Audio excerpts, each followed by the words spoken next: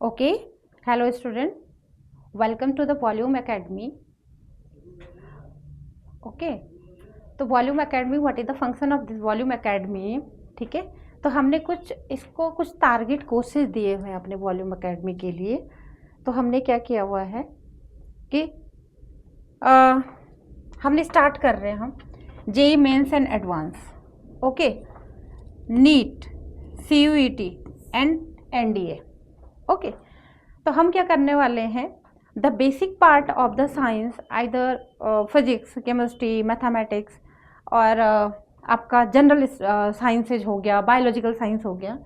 अभी हम स्टार्ट कर रहे हैं। मैं आज जो पढ़ा रही हूँ वो आपका होगा टोटली बेस्ड ऑन NDA का थोड़ा सा लेवल इतना हाई नहीं होता है एज कंपेयर टू जेई और नीट। ओके, तो NDA के में आपके कुछ साइंसेज में आपका एक टॉपिक है which is your acid and base. Acid and base एक टॉपिक है आपका NDA में, जिसको मैं कोशिश करूंगी कि आज कंप्लीट कर लूँ मैं। Okay, let's move towards acid. Acid की पहचान होती क्या है? जनरली क्या होता है आपका एसिड, जिसको हिंदी में कहते हैं हम अम्ल, बेस जिसको हिंदी में कहते हैं क्षार, एंड सॉल्ट्स जिसको हिंदी में कहते हैं लवण। ये मैं इसलिए एक्सप्लेन कर रही हूँ कि कुछ स्टूडेंट इसमें हिंदी मीडियम के भी होंगे, सो दैट वो कंफर्टेबल हो जाएं एसिड, बेस एंड सॉल्ट में, जिनको हिंदी में कहेंगे अम्ल, क्षार और लवण। ओके, अब स्टार्टिंग में अगर मैं एसिड को डिफाइन करूं तो एसिड का जो प्राइमरी डेफिनेशन होगा वो होगा आपका इंडिकेटर टेस्ट। ओके, अब सबसे पहले होगा कि इंडिकेटर टेस्ट, तो हमने इंडिकेटर नाम तो बोल दिया था, but what is the definition of a indicator? तो indicator are the substance that show a colour change when acid और बेस इसके ऊपर ऐड होते हैं। किसके ऊपर? इंडिकेटर के ऊपर। तो आपका क्या होगा, indicator are the substance that show a colour change when acid और एल्कली, एल्कली को हम कहते हैं बेस, एल्कली को हम कहेंगे बेस बेटा, ठीक है, आर एडेड टू देम। ठीक है, तो क्या हो जाएगा, उनका क्या हो जाता है, कलर चेंज हो जाता है। तो ये लिख नहीं रहा इसमें, द कॉमन, ठीक है, the common, the most common acid base indicator are, ये आपको याद होने चाहिए। ओके, ये जो पढ़ा रही हूँ मैं आपको, ये 11th के लिए, इवन 11th के लिए हमारा बेसिक वाला कॉन्सेप्ट बनता है। 10th और जो बच्चा 10th से प्रिपेयर कर रहा है उसके लिए, और 11th वालों के लिए तो बहुत ही अच्छा है ये। ओके, तो most common indicator are litmus paper, second is phenolphthalein and third is methyl orange. Okay, most common जो आपका इंडिकेटर है विच इज क्या, लिटमस पेपर। ये कहाँ से मिला? It is derived from lichens. ठीक है, we mostly use it in the form of litmus paper, जो लाइकेन से बना हुआ है, डिराइव हुआ है। तो अब लिटमस पेपर का जो कलर होगा वो आपके होंगे 3 colour, blue, red and purple. ये भी बड़ा इंपॉर्टेंट पॉइंट है कि ये जो लिटमस पेपर है ये क्या है, it is derived from what, it is derived from lichens, और ये 3 कलर में होगा। The colour are blue, red and purple. अच्छा, मैंने ये छोटा सा स्लाइड क्यों बताया कि इंडिकेटर एक ऐसी चीज है, एक ऐसे सब्सटेंस है जो एसिड और बेस को आइडेंटिफाई करने में आपकी हेल्प करेंगे। ओके, थोड़ा सा और आगे बढ़ते हैं। ओके, अच्छा, ये यहाँ पर थोड़ा सा मैं इसको हाईलाइट कर देती हूँ कि ये मैंने एक बीकर टाइप की कुछ स्टडी ले रखी है, acids converts blue litmus into red. Okay, मतलब इस बीकर में ये एसिड होगा।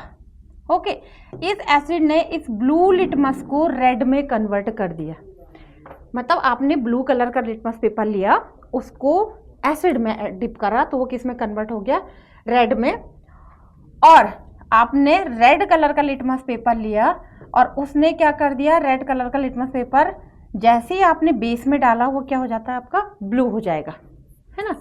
तो इससे इस जो ये बीकर में आपका डायग्रामेटिक रिप्रेजेंटेशन है, इट शो कि आपका क्या होगा, ब्लू लिटमस पेपर पिंक हो जाता है या रेड हो जाता है एसिड में, और रेड जो लिटमस पेपर होगा वो ब्लू हो जाता है बेस में। ओके, तो लिखा है test for acid and base using litmus paper. Okay, अब ये तो एसिड बेस हो गया। अब एक टर्म आता है न्यूट्रल सॉल्यूशंस क्या होते हैं। न्यूट्रल का मतलब क्या हो गया कि जहां पर क्या होती है, हाइड्रोजन और हाइड्रोक्साइड आयन की कंसंट्रेशन सेम होगी। मतलब जैसे सपोज दैट आप एक एग्जांपल लो वाटर का, है ना, तो वाटर को अगर हम ब्रेक करते हैं तो it convert into H positive and what, OH negative, है ना। तो अगर इसका कंसंट्रेशन आपका कितना है, X है, तो इसका कंसंट्रेशन भी क्या होगा, आपका X होगा। तब हम कहेंगे कि ये जो सॉल्यूशन है ये न्यूट्रल है। ठीक है, अगर आपका X concentration is greater than what, OH negative ion concentration.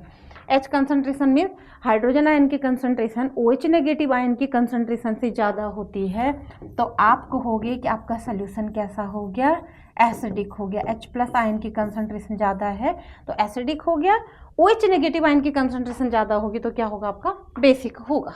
Okay, अब एक छोटा सा लिखा है यहाँ पर कि ये तो लिटमस पेपर का पढ़ लिया था आपने, अब फिनोप्थिलीन का भी पढ़ते हैं। फिनोप्थिलीन एसिडिक मीडियम में न्यूट्रल रहेगा, कलरलेस रहेगा, कोई चेंज नहीं आएगा, जबकि colour of phenolphthalein in basic medium is pink. Same methyl orange में क्या होगा, methyl orange is pink in acidic medium and methyl orange appears yellow in basic medium. ठीक है, तो फिनोप्थिलीन कलरलेस है, पिंक हो जाएगा वो बेसिक में, कलरलेस रहेगा एसिडिक में। मिथाइल ऑरेंज पिंक हो जाएगा एसिडिक मीडियम में और येलो हो जाएगा बेसिक मीडियम में। वेरी सिंपल, बहुत ही ज़्यादा सिंपल है ये डेफिनेशन, है ना। और आप लोग बस इसको थोड़ा पढ़ लो, ये इतना ज़्यादा कॉम्प्लिकेट नहीं है कि आपको एग्जाम में एज सच पूछा जाएगा। बहुत ज़्यादा पूछेंगे तो आपको डायग्रामेटिक रिप्रेजेंटेशन से पूछ सकते हैं कि आपको एक बीकर दिखा देंगे, है ना, बीकर में सॉल्यूशन रख देंगे, इधर लिटमस पेपर रखेंगे और ये कहेंगे कि लिटमस अगर ये बेसिक है तो क्या क्या ऑब्जर्वेशन होंगी, आपको ऑब्जर्वेशन दे देगा वो ऑप्शंस में। ठीक है, तो ये सब आपको क्या करना है, जैसे मैंने प्रीवियस स्लाइड में पढ़ाया आपको, ठीक है, ये वाला ऐसे कुछ ऑब्जर्वेशन होती हैं आपकी, तो आपको क्या करना है, इनके आंसर करने हैं। ठीक है, अब क्या है आपका लिटमस पेपर टेस्ट, जो जनरली हमने पढ़ लिया भाई। ब्लू लिटमस पेपर क्या हो जाता है आपका, turn red in acidic medium, red वाला क्या हो जाता है, ब्लू हो जाता है ना। और base neutral substance cause no, जो आपके क्या होंगे एल्कलाइन, और neutral substance cause no change, neutral litmus paper. ये सारा एक जनरल थ्योरी दे रखा है, आप इसको क्या करें, just press the pause button और इसको आप नोट कर लीजिए। ओके, अब क्या हो गया, एसिड बेस के लिए इंडिकेटर के अलावा 3 कॉन्सेप्ट और हैं। ठीक है, one is your Arrhenius concept, another is Bronsted and third one is Lewis acid base concept. और मैं अब इसके बाद अपनी सेंटेंस को, अपनी लैंग्वेज को चेंज कर लूँगी कि अभी तक जितना पढ़ा वो 10th लेवल का है। अभी जो हम पढ़ेंगे ये आपका अब 11th को टच करते हुए आ रहा है। कई बार जिसको हम फाउंडेशन कोर्सेज बोलते हैं, 10th में बच्चे को ये सब नॉलेज करवा देते हैं, और हमारे वॉल्यूम एकेडमी में ये सारी चीज़ें हैं कि हम ये वाला कॉन्सेप्ट जो बच्चा 11th में पढ़ता है ये हम 10th में ही क्लियर कर लें, सो दैट 11th में उसको थोड़ा ईजी सा फील हो। तो there are 3 concept which define the nature, the character of acid and base. तो first is Arrhenius, second is Bronsted and third is Lewis. तो इसको अल्फाबेटिकली आप याद भी कर सकते हो, A-B, Arrhenius, Bronsted and third one is Lewis. Okay, Lewis का कॉन्सेप्ट आपका मोस्टली ऑर्गेनिक केमिस्ट्री में लगता है। अब आप देखो 10th करके तो आई रखे हो, आपको पता है ऑर्गेनिक केमिस्ट्री क्या होती है। Organic chemistry, the chemistry of what, carbon, hydrogen, oxygen and nitrogen, mostly carbon and hydrogen. चलो जी आगे बढ़ते हैं। Okay, Arrhenius acid base concept, what Arrhenius said, ये हर एक को पता है, सबसे बेसिक कॉन्सेप्ट है आर्हेनियस का। आर्हेनियस कहता है कि कोई भी सब्सटेंस, सपोज दैट आपका XA है, कोई भी substance which when dissolve in water, और वाटर को हम बोलते हैं एक्वस। ठीक है, any substance when which dissolve in water और substance in aqueous medium provide H plus ion. तो कोई भी सब्सटेंस जो वाटर में डिजॉल्व करने पर या इन एक्वस मीडियम क्या प्रोड्यूस करता है, H प्लस आयन को प्रोड्यूस करेगा, वो होगा आपका एसिड। वो क्या होगा, एसिड। एसिड H प्लस नहीं है, एसिड ये हो गया। तो ये तो जो डेफिनेशन जा रही थी वो एसिड की थी। एनी सब्सटेंस, सपोज है XOH है, any substance which when dissolve in water, same वही एक्वस की कहानी लगेगी। एक्वस को AQ लिखते हैं, ठीक है, शॉर्ट में। तो ये क्या प्रोड्यूस करता है, suppose that OH negative ion produce करता है, तो वो हो जाता है आर्सेनियस बेस। तो दिस वन जो H प्लस आयन को प्रोड्यूस करेगा आर्सेनियस एसिड, जो OH नेगेटिव आयन को प्रोड्यूस करेगा आर्सेनियस बेस। ओके, अब यहाँ पर मैंने कुछ एग्जाम्पल लिखे हैं, ये आप नोट कर लीजिए। HCl, H2SO4, HNO3, ये सारे क्या हैं आपके, इनको अगर मैं वाटर में डिजॉल्व करती हूँ तो आइदर HCl, H2SO4, HNO3 ये क्या प्रोड्यूस करेंगे, ये H प्लस आयन को प्रोड्यूस करेंगे। ओके, सेकेंड पॉइंट जो मैं यहीं पे ऐड करे दे रही हूँ, HCl, H2SO4, HNO3 all are inorganic acids. ये क्या हैं आपके, ऑल आर इनऑर्गेनिक एसिड्स, है ना। और एक मज़ेदार बात यह है कि जितने भी इनऑर्गेनिक एसिड होते हैं वो स्ट्रॉन्ग एसिड होते हैं। They all are strong in nature, all are strong acid. What is the meaning of strong acid? Okay, strong acid वो होंगे, ठीक है, स्ट्रॉन्ग एसिड वो सब्सटेंस हैं जो क्या करते हैं, H प्लस आयन का फॉर्मेशन करते हैं। कैसा, बहुत ही फास्ट, बहुत ही ज़्यादा अमाउंट में, बहुत फास्ट क्या करते हैं, H प्लस आयन को प्रोड्यूस करते हैं, तो उनको बोलते हैं हम स्ट्रॉन्ग एसिड। तो all inorganic acids are strong acid, same kinds. अब क्या होगा, वीक एसिड भी थोड़ा बता ही देते हैं आपको, है ना, जब डिस्कस कर ही रहे हैं। तो वीक एसिड वो होंगे जो क्या होंगे, एक तो बता देते हैं कौन से होते हैं। तो almost all the organic acid are weak acid, जो क्या करते हैं, बहुत स्लोली क्या करते हैं, H प्लस देते हैं। स्लोली मतलब लीस्ट अमाउंट में, बहुत कम H प्लस देते हैं। इनका मन नहीं है H प्लस को प्रोड्यूस करने का, ठीक है। वो आगे बताएंगे जब हम थोड़े से और एडवांस की तैयारी करेंगे कि why organic acid are called weak acid, why inorganic acid are called strong acid. But अभी आप पढ़ लो कि क्या होते हैं। ओके, अब सेम क्या है, देखो दूसरी लाइन, हम थोड़ा सा भटक गए इसमें। The substances which produce OH negative ion, उनको हम कहेंगे बेस। तो बेस का एग्जांपल ये है भाई, ठीक है। ओके, अब यहाँ भी मजे की कहानी क्या है, NaOH inorganic base, KOH inorganic base, calcium hydroxide inorganic base.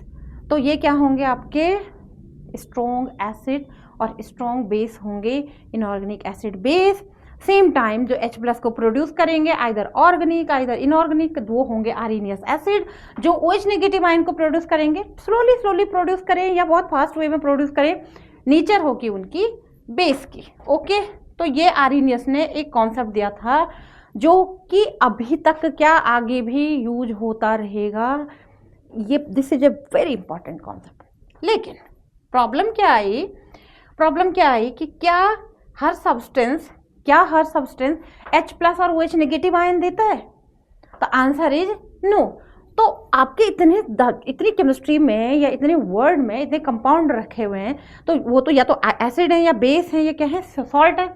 Okay, तो क्या होगा उनको कैसे डिफाइन करोगे? जैसे सपोज दैट मैं एक बात करती हूँ, मैं कहती हूँ बच्चों NO3 माइनस, मैं कहती हूँ Cl नेगेटिव, मैं कहती हूँ Ca+2, है ना, मैं कहती हूँ Mg+2।